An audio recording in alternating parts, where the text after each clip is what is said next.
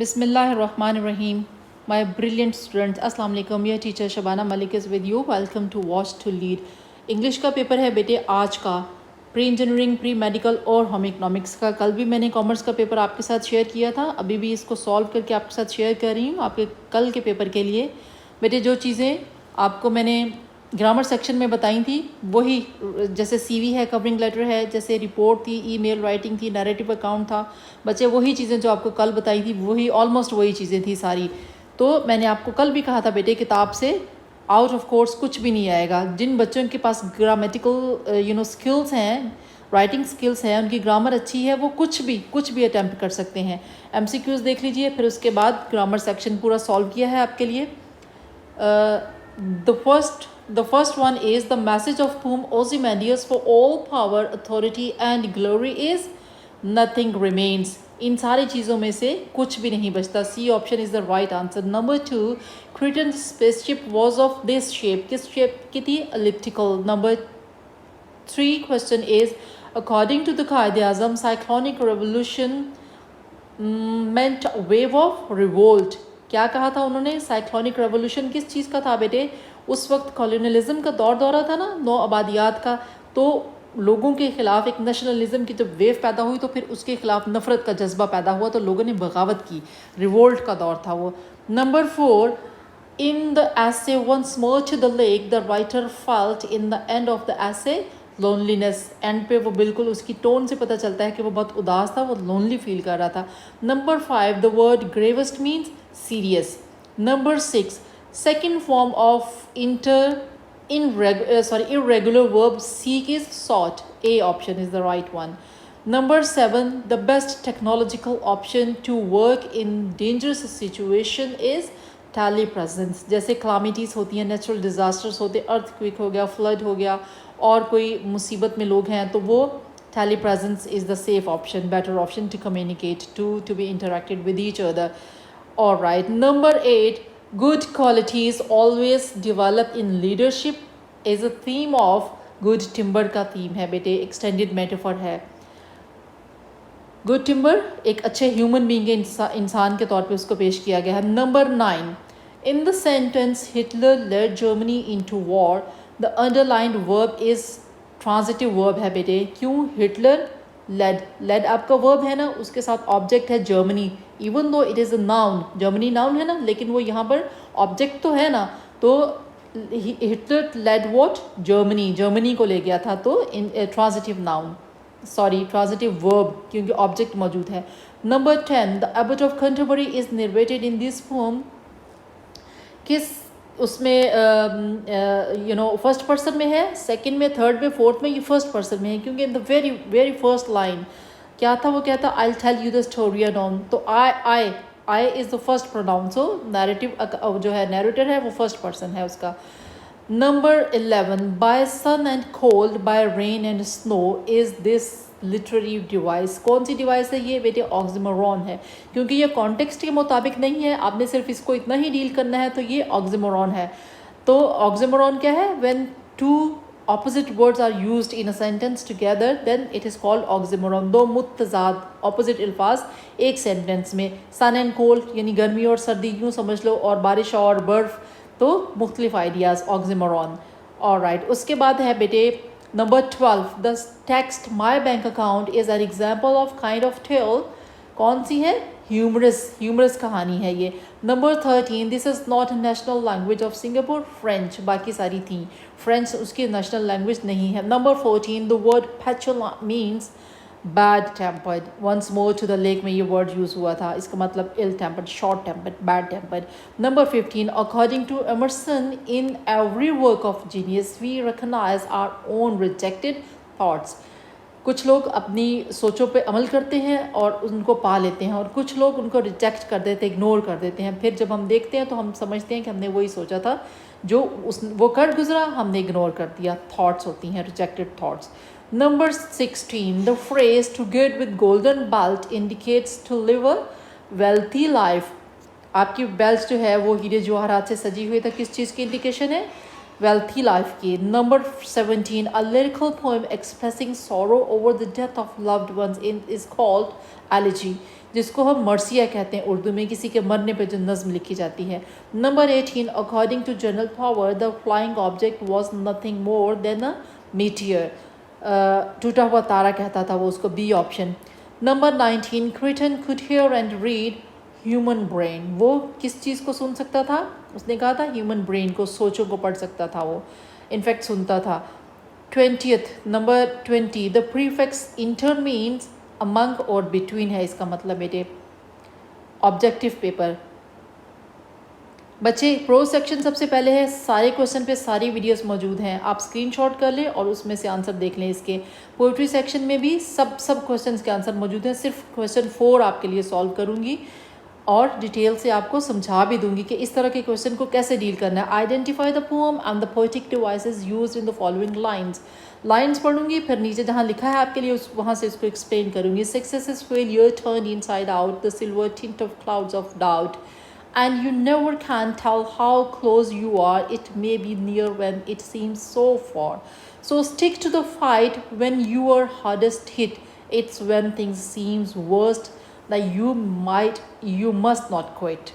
All right, subsection play, सारे question मौजूद हैं इसके ऊपर कि क्रिटन उसकी स्पेसशिप को डिस्क्राइब कैसे किया था एट ने, और एडवांस सिविलाइजेशन उसकी कितनी है हमारी दुनिया से, और स्पेलिंग उसको क्यों चाहता था क्रिटन को कि वो उसके घर पे स्टे करे। सारी रीजंस मैंने सब क्वेश्चन के आंसर डिटेल से आपको बताए हैं। एक्स्ट्रा ऑर्डिनरी पावर्स कौन सी थी और उसने कहाँ यूज़ की थी। अब आ जाएँ ग्रामर सेक्शन पे बच्चे। Visit to a small planet की एक्सरसाइज देख लीजिएगा सॉल्व। चेंज द न्यूरेशन, इसमें आपने क्या करना है, एक्टिव को डायरेक्ट को इनडायरेक्ट में चेंज करना है, वो मैंने आपके लिए नीचे कर दिए हैं, मैं अभी पढ़ूंगी नहीं क्योंकि पेपर बहुत लंबा हो जाएगा। Change the voice, active passive, आपने इसको चेंज करना है। देन स्पॉट द एरर, किस चीज़ की एरर है, आर्टिकल की है, प्रपोजिशन की है, और एडजेक्टिव की हो सकती हैं, वर्ब की भी हो सकती हैं। तो जो भी हो आपने उनको फिक्स करना है मिस्टेक्स को। Do as directed is the next question. इसमें आपने क्या करना है, कंप्लीट द सेंटेंस। आपने ये यहाँ पे इंस्ट्रक्शंस दी हुई हैं, इन इंस्ट्रक्शंस के मुताबिक आपने इसको सॉल्व कर देना है, जो मैंने नीचे आपके लिए कर दिया है। राइट, ये है आपका पोएटिक डिवाइसेस वाला क्वेश्चन पोइट्री सेक्शन का। Fourth one, the given lines come from the poem don't quit and contain several poetic devices. Here is a breakdown. यहाँ आपको लाइन बाय लाइन मैंने आपको करके बताया है। मेटाफर यूज़ हुआ है इसके अंदर, जब उसने कहा success is failure turn inside out. Metaphor आपको पता है ना, किसी कंपैरिजन होता है, direct is a metaphor that equates success with overcoming failures. It conveys the idea that success often arises from persevering through difficulties and setbacks. मतलब कामयाबी हमेशा नाकामी के बाद मिलती है। जब कोई फेल होता है तो हम कहते हैं ना, it is not a failure, failure is a new beginning, there is a lesson in the failure. तो ये वो चीज़ है जो उसने कही है। आप इस डोंट क्विट वाली पोएम की जब वीडियो देखेंगे आपको डिटेल से इसकी एक्सप्लेनेशन मिल जाएगी। तो ये मेटाफर है, ये वाली line, success is failure turn inside out. Right, next कौन सी पोएटिक डिवाइस उसने यूज़ की है, imagery. The silver tint of the clouds of doubt creates a vivid image, बहुत कलरफुल इमेज आपके रीडर के माइंड पे इसका बनता है। With a silver hue means colourful.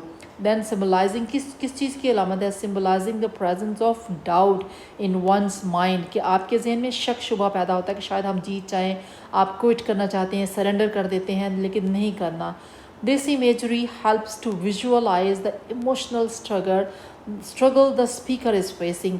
कौन सी struggle, जो आपके जहन में, आपके दिमाग में चल रही होती है, उसको विजुअलाइज किया है उसने इसके ज़रिए कि वो कलरफुल होती है।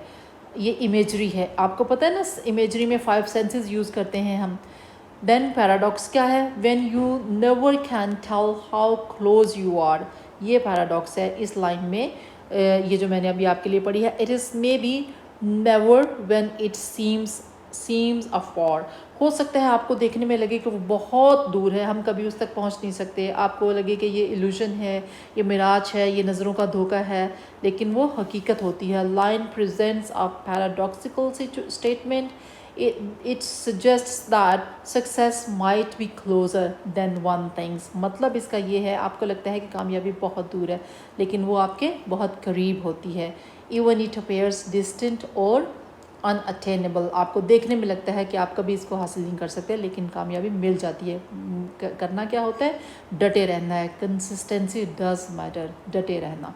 अलिट्रेशन बेटे आपको पता है repeated sound, consonant sound, the repetition of S sound and sound is so stick to the fight creates an alliteration.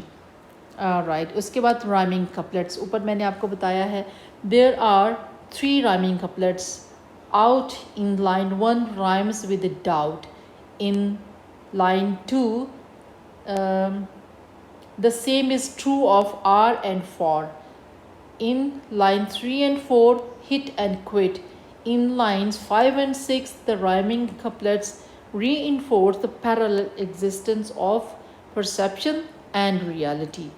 ये बेटे उससे पता चलता है राइमिंग स्कीम से क्या रीइंफोर्स करती हैं, उसको और एम्पावर करती हैं, पावरफुल बना के दिखाती हैं किस आइडिया को?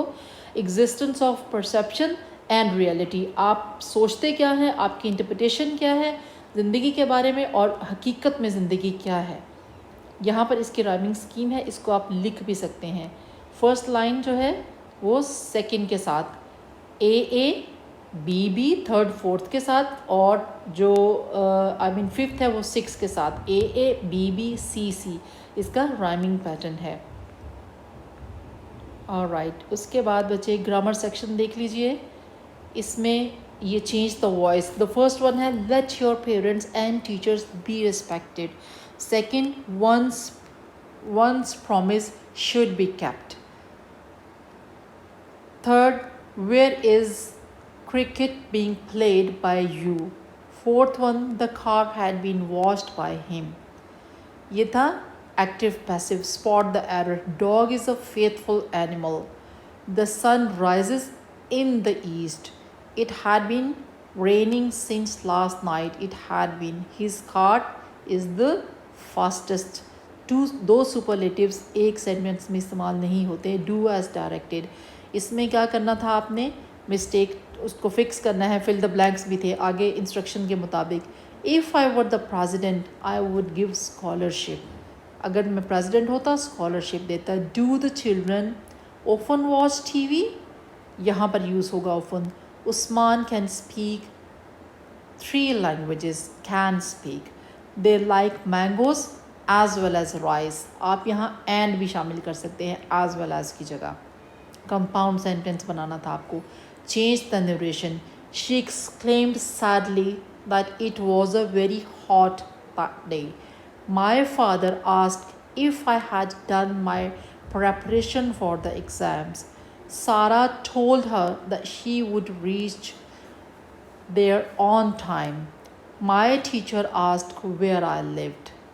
ऑलराइट बेटे, कॉम्प्रीहेंशन पैसेज है. इसको क्या करना है आपने इसकी प्रीसी लिखनी है और वो मैंने आपको तरीका पूरा बताया है लिखने. सेक्शन सी है बेटे, इसमें अटेम्प्ट ऑल क्वेश्चन सारे के सारे आपने करने हैं और सबके एक जैसे मार्क्स हैं. सबसे पहले आपने क्या करना है, इसको पढ़ना है और क्वेश्चन आंसर इसके रिप्लाई करने हैं या फिर आपके प्रीसी लिख लें. प्रीसी के ऊपर जो मॉडल पेपर की वीडियो है उसमें आपको डिटेल से बताया है उसको लिखने का तरीका कि उसको समराइज़ कैसे करना है. और इसके जो क्वेश्चन आंसर हैं वो देख लो बच्चे. Which sport is played at the oats of Lal Shahbaz Qalandar. ये इसका नाम मलाखड़ो. उसके बाद सेकंड क्वेश्चन है how do players of the game pull down their opponent. अपने मुखालिफ को किस तरह गिराते हैं वो. ये बेटे इसका आंसर है जिसको मैंने अंडरलाइन किया है. They tries to throw other opponent to the ground. एक दूसरे को गिराने की कोशिश करते हैं इस तरह ज़मीन पे गिराने की. उनके कमर के गिर्द बेल्ट बांधते हैं, फिर वहाँ से वो शुरू होता है उनका जो कंपटीशन है, फिर वो गिराने की कोशिश करते हैं. Number 3, how does this game provide earning means for the participants. ये अर्निंग सोर्स ऑफ इनकम कैसे उनके. प्लेयर्स आर प्रोफेशनल, ये अंडरलाइन किया है. By participating in this game they are paid for the game. तो इस तरह वो पैसा कमाते हैं. आखिरी क्वेश्चन क्या है, give the parts of speech. Strength जो है बेटे ये नाउन है आप देखेंगे ये कौन सा, आपको पता है ना the name of person place और थिंग, इनमें से ये किसी में भी नहीं आता, इसलिए ये एब्स्ट्रैक्ट नाउन है। ये मैंने ABS उसकी शॉर्ट फॉर्म लिखी है, एब्स्ट्रैक्ट नाउन। देन ट्विस्टेड ये बेटे वर्ब है। उसके बाद ब्रेक डाउन जो है ये भी आपका नाउन है। उसके बाद मलाखड़ो ये भी नाउन है, खेल का नाम है। Alright, then write a email to your college principal requesting him to arrange a study tour to a historical place like Makkhali graveyard. ये जो मैंने कल पे वीडियो बनाई है उसी में मैंने आपको बताया है कि इसी तरह की चीज़ें आपको आएंगी, बिल्कुल वही मैंने आपको हिस्टोरिकल प्लेस का बिल्कुल बताया था कि इस पे आपको ईमेल लिखनी आ सकती है, वही आ गई है बच्चे। आप देख लीजिए, कल की वीडियो ज़रूर देखिएगा, आपको अंदाज़ा हो जाएगा। उसमें मैंने सब गाइड कर दिया है कि आपको रिपोर्ट किस तरह की आएगी, नैरेटिव अकाउंट किस तरह का आएगा और ईमेल किस तरह की आएगी, ये उसी में से आया है सारा, इसलिए मैंने यहाँ पे स्टार बनाया है। Write a report about sports week, ये भी मैंने आपको कल बता दिया था कि इसके ऊपर आ जाएगा। Health in your college, include क्या करना है आपने, इवेंट्स, डेट्स एंड डेज। उसका तरीका क्या है, आप रिपोर्ट राइटिंग की वीडियो देख लीजिएगा, आपको पता चल जाएगा। एग्जाम्पल के तौर पे आपको स्टूडेंट वीक पे लिख के दी थी। नंबर 5 क्वेश्चन क्या है, right narrative account of first day of your college. आपने अटेंड किया था, पहला दिन कॉलेज का वो ख़त्म हो गया, अब आप छोड़ रहे हैं कॉलेज को, तो भी ये आपकी मेमोरी है, उसको अपने पास्ट के इवेंट को अभी नरेट करना है। ये किस तरह करना है, नैरेटिव अकाउंट की वीडियो बनाई हुई है, उसको देख लीजिए। उसके बाद है right an essay of compare and contrast का, इसको भी मैंने एक्सप्लेन किया हुआ है, इस पर भी वीडियो बनाई हुई है। उसके बाद है ड्राफ्ट कवरिंग लेटर और CV, किसके लिए है, to a computer job based on advertisement. Computer professional के लिए, कंप्यूटर कॉम्पिटेंसी के लिए आपको CV और कवरिंग लेटर बनाना है बेटे। इस पर 2 वीडियोस बनाई हैं, एक इनिशियल और एक एडवांस्ड, तो दोनों में से आप देख लीजिए कि ये किसके बाद, ये ग्रेजुएशन बेस्ड है, no not graduation based. Organisation is in response to a computer based, ये आप पे डिपेंड करता है कि आप उसको ग्रेजुएशन के लिए बनाते हैं या पोस्ट ग्रेजुएशन के लिए बनाते हैं। कल वाले क्वेश्चन में उन्होंने ग्रेजुएशन बेस्ड बनाई हुई थी, तो आप इसको वीडियो देखेंगे आपको समझ आ जाएगी। Wish you best of luck for your tomorrow's paper.